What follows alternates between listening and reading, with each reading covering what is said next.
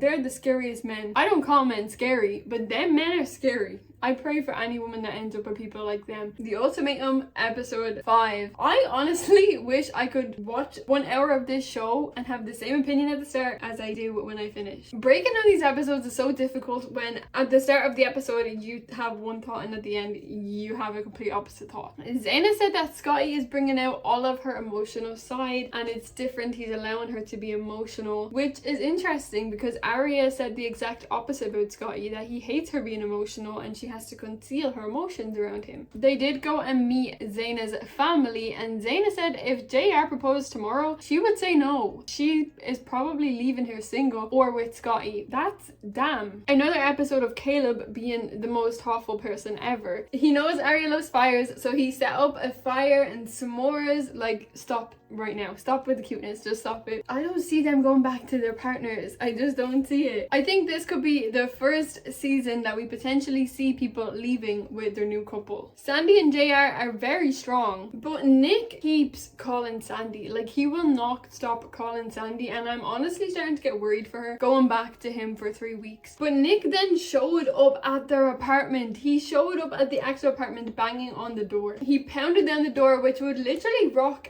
anybody. Like, that would catch anybody off guard. I'm really glad that JR stood up for her though. The guy is unhinged and I completely understand people expressing their emotions. The way he reacts to situations is, I have no words. It's actually insane. Scotty and Nick keep bigging each other up since the start, talking about they're the only guys issuing the ultimatum and they're the men of the show. They're the scariest men. I don't call men scary, but them men are scary. I pray for any woman that ends up with people like them. The way they act is actually insane. I've seen a lot of people coming at JR talking about like it's not his wife, he shouldn't have been protecting Sandy, talking about leave his apartment, that was his wife. He's fully immersed in the experiment, so I get obviously saying you're not talking to my wife sounds crazy. He needs to protect that woman. The way Nick was coming at them is wrong. Y'all putting your fucking issues onto JR and Sandy and not the lunatic that's banging the door down is wild to me. I don't know why JR and Sandy are getting so much hate. Scotty's attitude switched up completely 180 in the middle of this episode. The mask is starting to slip again. He was being perfect for Zena and he is on week 3 and he can't uphold it anymore. He wanted to go on a date with Zena and he was asking her lots of different things, what they could do today. Should they go outside? Should they go hot air ballooning,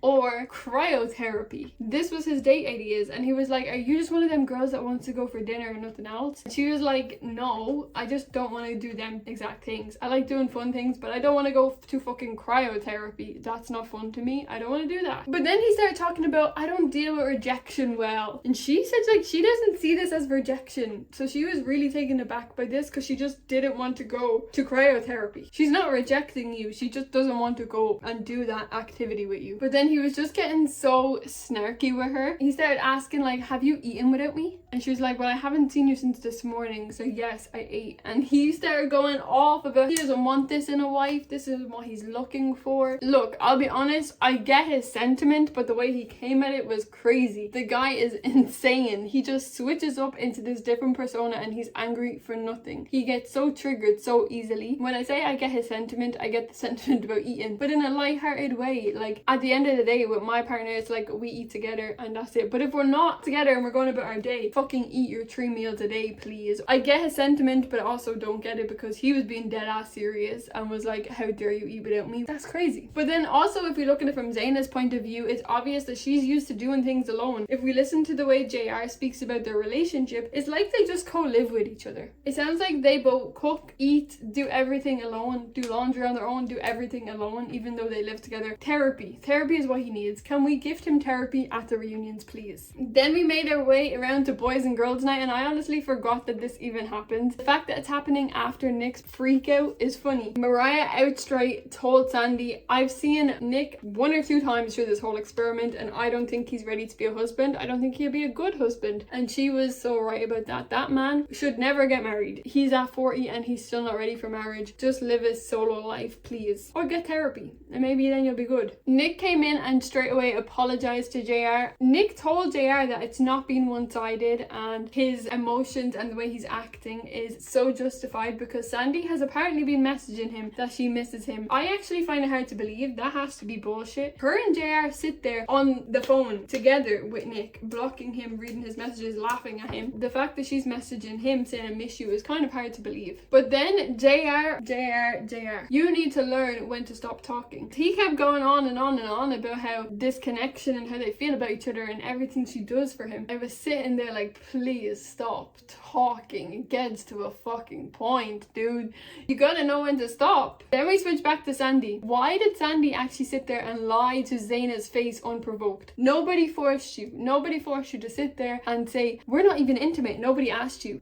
Nobody actually asked you that. Who asked you? Talking about we ain't hooking up. We're just friends. It's not a real relationship. Everything I'm doing is to make him a better man for you. Why are you lying so unprovoked? What was the reason? I deadass thought they were falling in love. JR actually thinks that this woman is falling for him. JR is feeling this girl, and I hope that she's just putting on a front for Zena. She doesn't want to be the one to tell Zena. But the way she was talking, you're that good of an actress? Netflix needs to put you on a different show. I feel like Caleb is also lying about his feelings too. He's not lying to other people about his feelings, he's lying to himself, and I don't really know why. I think he's just kind of scared. He doesn't understand the connection he's building with Arya, because it's really quick. To build such a deep relationship with someone in 3 weeks is unheard of. But why is Scotty so aggressive? He came at Caleb talking about, I don't believe you that you're just friends. There's no way anybody, no male in this world can be friends with Arya. Boy, what are you talking about? Why are you so aggressive? Can't you just take it down a notch? And then if we switch back to Arya, girl, you are my favorite girl on this show. I love Arya. You didn't need to tell Mariah all of that.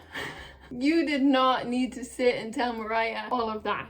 Caleb confided in her and you went back and told his ex-girlfriend. You really did that. She told Mariah, oh, I've heard all about all your fights and you're the problem. She basically told Mariah you're the problem, and she quite literally called her toxic to her face.